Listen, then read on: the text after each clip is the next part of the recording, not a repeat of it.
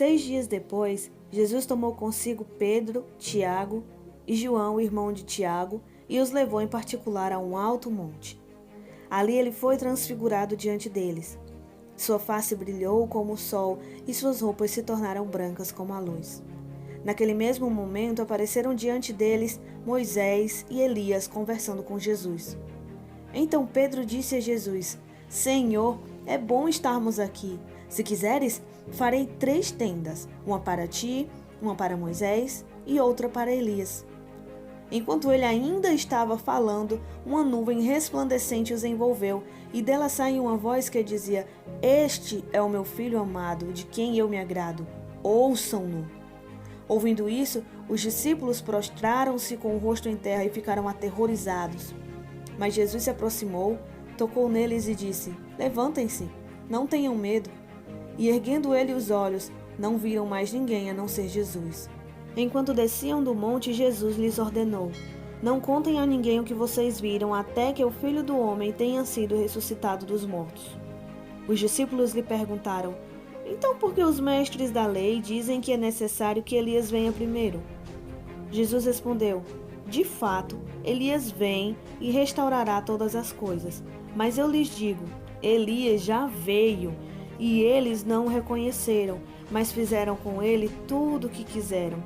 Da mesma forma, o Filho do Homem será maltratado por eles. Então os discípulos entenderam que eram de João Batista que ele estava falando. Quando chegaram onde estava a multidão, um homem aproximou-se de Jesus, ajoelhou-se diante dele e disse: Senhor, tem misericórdia do meu filho. Ele tem ataques e está sofrendo muito. Muitas vezes ele cai no fogo ou na água. E eu trouxe aos teus discípulos, mas eles não puderam curá-lo. Jesus respondeu: Ó geração incrédula e perversa, até quando estarei com vocês? Até quando terei que suportá-los?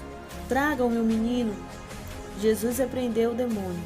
Este saiu do menino, que daquele momento em diante ficou curado. Então os discípulos aproximaram de Jesus e perguntaram a ele em particular: Por que não conseguimos expulsá-lo? Ele respondeu: Porque a fé que vocês têm é pequena.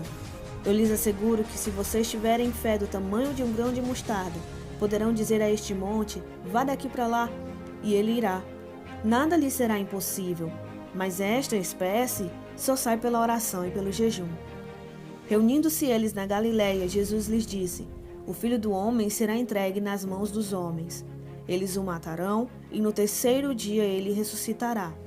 E os discípulos ficaram cheios de tristeza.